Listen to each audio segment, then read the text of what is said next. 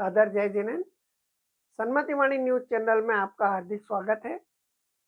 1956 में एक मूवी आई थी जिसका नाम था द 10 कमांडमेंट्स। मनुष्यता की बेहतरी के लिए उसमें 10 संदेश दिए गए थे। हमारे जैन धर्म में भी 10 लक्षण धर्म के माध्यम से जीवन को कैसे जिया जाए और उससे अपनाकर सांसारिक जीवन में सुख प्राप्त हो और श्रावक धर्म कैसे निभाया जाए, 10 लक्षण धर्म में उसके संदेश है। यहाँ तक कि इस भव से पार जाकर मोक्ष मार्ग भी प्रशस्त उन 10 लक्षण धर्मों से होता है।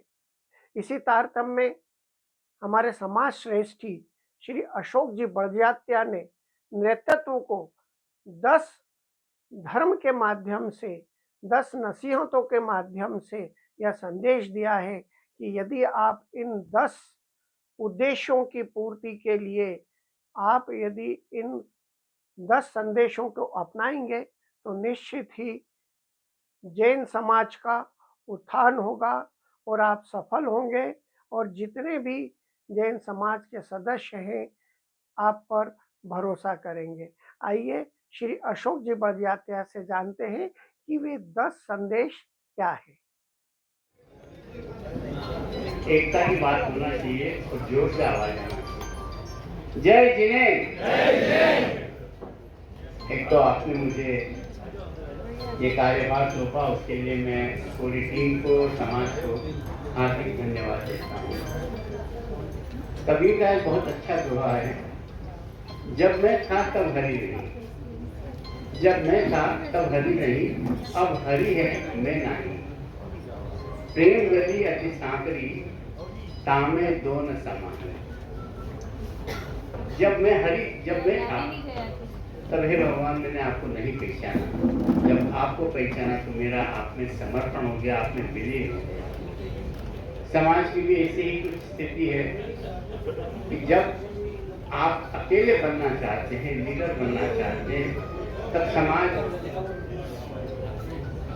आवाज आ रही है, तब समाज गायब गौण हो जाता है। और जब आप समाज को प्रमोट करते हैं तो व्यक्ति गौण हो जाता है। ये बात विनय जी आपको अब सीखना होगी कि जो प्रेम की गली है वो इतनी सकरी भी नहीं है कि उसमें पूरा समाज नहीं आ सके। आप अपने हाथ दोनों ऊंचे लंबे करिए, पूरा समाज आपकी बाहों में आ जाएगा। आप अपने हाथ ऊपर करिए शिद्दत से तो आप आसमान को छू लेंगे।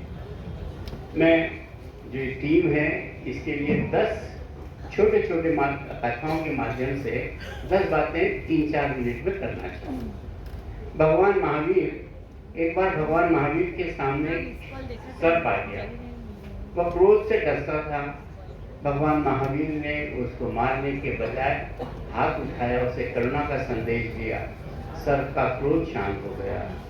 क्रोध से नहीं, संयम और करुणा से परिवर्तन होता है। नेतृत्व का पहला गुण है शांत स्वभाव। जो भी, चाहे वो देवेंद्र जी हों, सुरेंद्र बाकलीवाल जी हों, डीके जैन हों, अपने क्रोध पर संयम रखना इस समाज में पहली आवश्यकता है। गौतम स्वामी बहुत बड़े विद्वान थे, आपने पढ़ा होगा, फिर भी उन्होंने महावीर के सामने जब वो आए तो अपना ज्ञान जो बहुत ज्यादा था उसे छोड़कर भगवान महावीर का शिष्यत्व स्वीकार किया। सच्चा नेता वही है जो सीखने के लिए विनम्र बना रहे। अगर वो विनम्र नहीं होते, मान स्तंभ के सामने विनम्रता नहीं दिखाते, तो वे गौतम गणधर नहीं बन पाते। तीसरा है, एक पिता, आप जानते हैं छोटी सी कहानी, एक पिता ने अपने बेटे को एक लकड़ी दी और तोड़ने को कहा, सबने तोड़ दी। फिर उसने लकड़ियों का गठ कर दिया, कोई उसे नहीं तोड़ सका। शिक्षा यह है कि संगठन मजबूत होता है। आज वही संगठन को अगर हम 2 संगठन 3 संगठन रहे, समाज के सामने जो सबसे बड़ी समस्या आज है, मैं अखिल भारतीय स्तर पर बात कर रहा हूँ, सरकार के सामने, शासन के और प्रशासन के सामने हम एक कोई आवाज प्रस्तुत नहीं कर सकते। आज दिगंबर जैन समाज को अगर सरकार के सामने कोई बात रखना है, शिखर जी, गिरनार जी, हमारी अल्पसंख्यक की समस्याएं, तो कौन रखेगा? 10-20 संगठन खड़े हो जाते हैं, अपनी अपनी बात, अपना अपना विज्ञापन देने लगते हैं, और हम अपनी बात को ही बहुत डाइल्यूट कर देते हैं। इसलिए आवश्यक है इसी प्रकार इंदौर में भी एक समाज की आवश्यकता है, ताकि हम शासन के सामने अपनी बात जोरदार ढंग से प्रस्तुत कर सकें, जैसा आपको डीके जैन ने भी बताया या सुरेंद्र जी ने बताया। एक दीपक से दूसरा दीपक जलता है, तीसरा चौथा सैकड़ों दीपक जल सकते हैं, परंतु जिस दीपक से हमने रोशनी लगाई उसकी रोशनी कम नहीं होती। संदेश ये है कि ज्ञान, प्रेरणा और वात्सल्य बांटने से कभी कम नहीं होता। विनय जी, आपको अपना वात्सल्य पूरे समाज में बांटना है। आपका वात्सल्य कम नहीं होगा, आपका वात्सल्य 1 लाख गुना इंदौर में हो जाएगा, ऐसा हम सबका विश्वास है। तालाब का पानी स्थिर रहता है, धीरे धीरे सड़ जाता है। नदी का पानी बहता रहता है और हमेशा ताजा और स्वच्छ रहता है। 5वां संदेश ये है, संगठन तभी जीवित रहता है जब उसमें गतिशीलता होती है और नए नए कार्य होते रहते हैं। पूरे समाज को आपको जागृत करना है, नदी के समान प्रवाहित करते रहना है, और इस समाज की जड़ता को हटाकर गतिशील बनाए रखना है। छठा मेरा जो आपको संदेश है, एक राजा ने 3 मजदूरों से पूछा। पहला बोला मैं पत्थर काट रहा हूँ, मूर्ति बना रहे थे तीनों। पहले से पूछा, उसने कहा मैं पत्थर काट रहा हूँ। दूसरे से पूछा, दूसरे कहा मैं पैसा कमा रहा हूँ। और तीसरे से पूछा तो उसने कहा मैं एक बहुत सुंदर मंदिर, मूर्ति का निर्माण कर रहा हूँ। संदेश, काम वही है, दृष्टिकोण अलग है। नेता को हमेशा बड़े उद्देश्य से काम करना चाहिए। छोटे उद्देश्य को भूलकर बड़े उद्देश्य के लिए आप काम करेंगे। अगर आपका एटीट्यूड ठीक रहा तो पूरा समाज आपके पीछे खड़ा होगा। एक बार एक चींटी दीवार पर चढ़ती है और गिर जाती है, फिर चढ़ने की कोशिश करती है और गिर जाती है। कई बार असफल होने के बाद भी उसने प्रयास नहीं छोड़ा और अंततः वह ऊपर पहुंच गई। संदेश यह है कि निरंतर प्रयास करते रहना ही एकमात्र विकल्प है। इस समाज में आपके साथ कई बार ऐसी बातें भी होंगी, लोग आपको हतोत्साहित करेंगे, लोग आपके विरुद्ध बोलेंगे, परंतु आप निरंतर प्रयासरत रहें और निश्चित ही अपने लक्ष्य को प्राप्त करने में सफल होंगे। एक पत्थर ने मूर्तिकार को हथौड़े से बचाना चाहा, दूसरा पत्थर चोट सहता रहा और सीढ़ी बन गया, तीसरा पत्थर मंदिर की मूर्ति बन गया। संदेश यह है कि कठिनाई सहने वाला ही व्यक्ति महान बनता है। आपके रास्ते में कई पत्थर आएंगे, नदी के रास्ते में पत्थर आते हैं तो नदी से कल कल की ध्वनि आती है, और जिस नदी में पत्थर नहीं होते, रुकावट नहीं होते, उसमें से कोई आवाज़ नहीं आती। आपको और आपकी इस टीम को इसी तरह से काम करना है। कठिनाई आपके रास्ते में आएंगी, सैकड़ों आएंगी, एक कठिनाई तो आपके सामने भी है ही, जिसका निराकरण आपको करना है, और उस कठिनाई को भी आप इन सब बातों से पूरा कर सकेंगे। एक संत ने शिष्य से पूछा, सबसे बड़ा श्रावक का धर्म क्या है? कई उत्तर आए। संत बोले, जब तुम्हारे कारण किसी को सुख मिले वही सबसे बड़ा श्रावक धर्म है। नेतृत्व का अंतिम उद्देश्य है समाज का कल्याण करना, संतों के साथ मिलकर करना, अपने साथी समाजजनों के साथ मिलकर करना। देवेंद्र जी, ये आपको अगले 3 वर्षों के लिए करते रहना है। साथियों, 1 इलेक्शन 1 नेशन, आपने नारा सुना होगा, हमारी सरकार ने दिया है 1 election 1 nation and 1 leader, 1 Indore and 1 leader of Indore. हमारा अंतिम लक्ष्य, आज इस सभा का अंतिम लक्ष्य, केदार जी, आज इस सभा का अंतिम लक्ष्य ये है, इसके जैन साहब, 1 leader 1 election 1 Indore and 1 Jain leader. इस समाज को अगर अपनी बातों को पाना है तो उसे इस बात को समझना होगा। अब मैं अपने मूल विषय पर आता हूँ, संविधान संशोधन।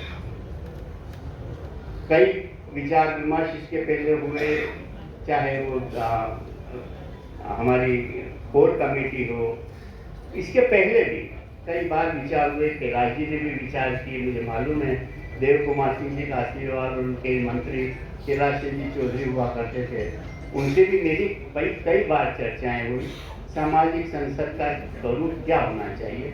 उस समय निश्चित ये हुआ कि मंदिरों को बेस बनाकर हम अपने संगठन का निर्माण करेंगे। बहुत अच्छी पॉलिसी रही। सन 1995 में पहला संविधान बना, आदरणीय कैलाश जी के दस्तखत से, अभी भी मेरे पास उनके दस्तखत मौजूद हैं। उस समय ये सोचा गया, पहला प्रयास था कि मंदिरों को बेस बनाकर हम अपने सामाजिक संगठन का निर्माण करें। समाज बदला, व्यवस्थाएं बदली, सरकारें बदली, सरकारी प्रक्रियाएं बदली। आज हमें ऐसा लगता है कि वह निर्णय आज के समाज में, आज की तारीख में ठीक नहीं है, लागू नहीं है। We have to broad base, अपने संगठन को बहुत ब्रॉड बेस करना चाहिए। प्रश्न ये है कि क्या हम कुछ चुने, जैसे आप संसद में देखते हैं, विधानसभा में देखते हैं कि कुछ चुने हुए प्रतिनिधि जिनको समाज चुनती है, वो जाकर और फिर अपनी बात को सरकार के समक्ष, शासन के समक्ष या प्रशासन के समक्ष रखते हैं। जैन समाज के लिए क्या उचित पद्धति होगी? संसद जैसी, विधानसभा जैसी, या एक ब्रॉड बेस जैसा अन्य समाज इंदौर में है, पंजाबी समाज है, माहेश्वरी समाज है, जिसमें हर व्यक्ति वोट करता है, पूरा समाज जागृत होता है हर 3 साल में एक बार। हम किस तरह से अपने संविधान को अब बदलें? 1995 के बनने के बाद 2001 में इसको फिर से संविधान को पुनर्गठित किया गया। उसमें कुछ और धाराएं जोड़ी गई, जिसमें मंदिरों के अलावा संस्थाओं को, ट्रस्टों को भी प्रतिनिधित्व दिया गया। परंतु वो तकलीफ का भी कारण बना कि किस संस्था को, किस ट्रस्ट को हम प्रतिनिधि के रूप में स्वीकार करें। यहाँ से थोड़ी सी गड़बड़ शुरू हुई और हमारे संसद का स्वरूप बिगड़ना चालू हुआ। अब हमें ये सोचना है कि इस तरह की जो प्रॉब्लम्स हैं उनको हटाकर कैसे हम अपने संसद, अपने संविधान को परिमार्जित करें। सुरेश जी के साथ कई बैठकें हुई, टीके जैन साहब के साथ, दिनेश के साथ कई बार मेरी बैठकें हुई। हमने विचार किया कि क्या करना चाहिए। ऐसा ना हो कि हम ऐसा संविधान बना दें जिससे समस्याएं और बढ़ जाएं, समस्याएं और विकराल हो जाएं। जितने लोगों को हम जोड़ेंगे उतनी ज़्यादा समस्याएं दिखाते हैं, उतनी ज़्यादा मतभिन्नता भी आती है। तो अब हमें क्या करना चाहिए? मैं 1, 2, 3 बातें आपसे करके, संविधान में मूल रूप से जो उद्देश्य हैं वो पहला होता है नाम, और उसके बाद उद्देश्य। उद्देश्य में मैंने कोशिश की है, अगर आप सब लोगों की सहमति होगी, हम एक 11 लोगों की टीम बनाएंगे, उसमें कुछ और विशेष भी लोग जोड़ेंगे ताकि पूरे समाज का प्रतिनिधित्व हो सके, पूरी समाज की भावनाओं का प्रतिनिधित्व होकर हम इस संविधान को बना सकें। उसमें उद्देश्य में जो मैं बदलना चाहता हूँ, उसमें दिगंबर जैन सामाजिक संसद को अधिकार होगा। ये सुरेश जी का सुझाव था कि महावीर जयंती का जुलूस दिगंबर जैन समाज निकालेगी, उसके साथ ही साधर्मियों के लिए भोजन की व्यवस्था भी करेगी, और परंपरानुसार जो हमारा क्षमावणी का पर्व है, जैन समाज जाना जाता है इन 2 प्रमुख गतिविधियों से, महावीर जयंती और क्षमावणी पर्व। हम इन दोनों की जिम्मेदारी इस संविधान के माध्यम से, जो अभी नहीं था, पुराने में मैंने नहीं देखा, कैसे, तो अपन ये स्पष्ट रूप से इसमें घोषित करेंगे कि भाई ये जमावतदारी सामाजिक संसद को रहेगी, ताकि शासन इस बारे में कोई और गड़बड़ नहीं करे। इसके बाद इसमें अब कैसे समाज को प्रतिनिधित्व, मूल रूप से जो प्रॉब्लम है जिसकी चर्चा आपके सामने भी की गई, कि कैसे प्रतिनिधित्व समाज का दिया जाए। कुछ लोग जो ज़्यादा काम करते हैं, जो ज़्यादा प्रभावी होते हैं, उनको समाज के किस तरह से जोड़ें। तो इसमें एक अवधारणा है कि हम इसमें ट्रस्टी नियुक्त करें समाज के। ट्रस्टी इन लोगों को बनाना, उसमें प्लेन ट्रस्टी जैसा सुनील जी ने भावना दी कि मंदिर बेस को हम डाइल्यूट नहीं करना चाहते, क्योंकि वो हमारी बेसिस है। सारा समाज अगर कहीं इकट्ठा होता है तो पहले दिन पहले मंदिर पे होता है। मंदिर में अगर आप उसे प्रेरित कर दें तो समाज बन सकता है। इंदौर जैन समाज का या अन्य जैन समाज का भी हमारी परंपरा रही है, छोटे से छोटे बच्चे को मंदिर जरूर सुबह भेजते हैं, उनको गुल्लक में पैसे डालने को भी देते हैं, ताकि दान की परंपरा हमारे बच्चों में शुरू से आ जाए। ये परंपरा को हमें सम्मान देना चाहिए। ये जैन समाज की सबसे स्वस्थ और सबसे अच्छी परंपरा है। मंदिर को डाइल्यूट नहीं करते हुए मंदिर के जितने अध्यक्ष, मंत्री एवं कोषाध्यक्ष हैं वे बोर्ड ऑफ ट्रस्टीज के सदस्य होंगे, पदेन सदस्य होंगे। आजीवन ट्रस्टी, कोई भी कार्य में आजकल पैसे की प्रथम आवश्यकता है। जितनी अखिल भारतीय संस्था, मैं तो सब में जाता हूँ, एक अखिल भारतीय संस्था का अध्यक्ष भी हूँ, पैसे के कैसे बिना काम नहीं चल सकता। तो जो दानी हो वे अपना दान दें, उनको भी बोर्ड के ट्रस्टी के रूप में हम मान्यता देना चाहिए। उसमें 2 तरह की सदस्यता प्रस्तावित है, फाइनल कुछ भी नहीं है, ये सबसे प्रस्ताव है। आपकी सहमति से और जो 11 लोग बैठेंगे उनकी सहमति से निर्णय होगा। 1 लाख रुपए देने वाले सदस्य ट्रस्टीज माने जाएंगे इस कार्यकाल के लिए 3 वर्ष के, और जो सदस्य 5 लाख रुपए देंगे वे आजीवन ट्रस्टी सामाजिक संसद के माने जाएंगे, और वे इन सबको वोट देने की पात्रता भी होगी। संस्था ट्रस्टी, जैसे हमारा भी संविधान में व्यवस्था है कि जो संस्थाओं के ऑडिटेड अकाउंट्स पिछले 3 वर्षों से ऑडिट होते हैं और जिनकी पूरी बैलेंस शीट बनती है, और जो रजिस्टर्ड ट्रस्ट है, रजिस्टर्ड संस्थाएं हैं, उन सबको उनके अध्यक्ष और मंत्रियों को ट्रस्टी के रूप में मान्यता देकर बोर्ड ऑफ ट्रस्टीज का सदस्य बनाया जाना यह प्रस्तावित है, जो पुराने संविधान से लिया हुआ है। इसके अलावा विशेष ट्रस्टी, 1 लाख रुपए की बात हो गई। संरक्षक ट्रस्टी, जितने हमारे पूर्व के अध्यक्ष हैं, जितने हमारे पूर्व ट्रस्टीज हैं, स्वाभाविक थी वे भी हमारे जो पूर्व ट्रस्टी, संस्था के जो पूर्व अध्यक्ष केलाल जी वगैरह जो भी है अभी जीवित हैं, वे भी बोर्ड के आजीवन ट्रस्टी रहेंगे। अब इसमें ट्रस्टी पद की शर्तें, ट्रस्टी के कार्य, अध्यक्ष की अधिकार, मंत्री के अधिकार। मैं चाहता हूं कि इस बार जो संविधान बने वो बहुत क्लियर बने और उसमें किसी तरह की व्यवधान उपस्थित नहीं हो। इसके अलावा और भी कई चीज़ें हैं जो हम मुझसे अपेक्षा की गई है कि मैं इसकी चर्चा पहले 11 ट्रस्टीज में करूं, फिर समाज के सामने रखूं। आप सबकी सहमति से और ट्रस्ट और जो हमारे सदस्य होंगे उनकी सहमति से एक ड्राफ्ट आप समाज के सामने पहले प्रस्तुत करेंगे, और उस ड्राफ्ट पर अगर कोई ऑब्जेक्शंस होंगे वो आपसे इनवाइट किए जाएंगे, उन्हें इनकॉर्पोरेट किया जाएगा और फिर से एक फाइनल संविधान की रचना इस समाज को सौंपी जाएगी। ऐसा मेरा विचार है। आप सबसे अपेक्षा है इस कार्य में सकारात्मकता के साथ सहयोग करें। नकारात्मक बातें होंगी, जब चर्चा होगी, कई तरह की चर्चाएं होती है, अपनी नकारात्मकता पर थोड़ा कंट्रोल करके समाज की बेहतरी के लिए, समाज की एक आवाज़ इंदौर में बन सके और हमारे कोई प्रतिनिधि सांसद भी बने, हमारा कोई प्रतिनिधि मंत्री भी बने, इस सब के लिए आवश्यक है कि समाज सकारात्मक होकर इस सब कार्य को गति से आप सबको पुनः धन्यवाद। और मैं अंतिम एक नारे के साथ अपनी बात समाप्त करूंगा। हमारा सबका लक्ष्य है मोक्ष प्राप्त करना। हमारे साधु संत सब ये कहते हैं, मैं बोलूँगा हमारा बहुत प्रमुख सूत्र है। मोक्ष शास्त्र हमारा सबसे बड़ा शास्त्र है। उसका जो पहला सूत्र है, सम्यक दर्शन ज्ञान चाहे प्राणी मोक्ष मार्ग।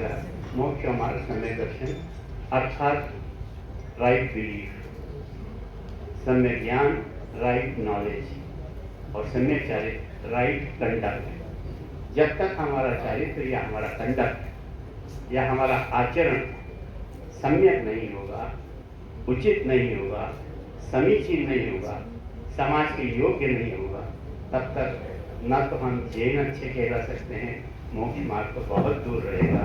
ये हमें बहुत सीखना होगा, इस समाज को भी सीखना होगा, सकारात्मकता को सीखना होगा। कृपया पूर्ण सकारात्मकता से अपने इस टीम को अपना सहयोग प्रदान करें। कई तरह की बातें समाज में होंगी, कई तरह के विवाद भी होंगे, कृपया उनसे अपने को परे रखते हुए उचित निर्णय लें। मैं बोलूँगा सम्यक दर्शन ज्ञान चारित्राणी, आपको बोलना है मोक्ष मार्ग। जिसको मोक्ष मार्ग पे चलना हो मेरे साथ जरूर जोर से बोले, सम्यक दर्शन ज्ञान चारित्राणी, सम्यक दर्शन ज्ञान चारित्राणी, सम्यक दर्शन ज्ञान चारित्राणी। बहुत बहुत धन्यवाद। जय जय।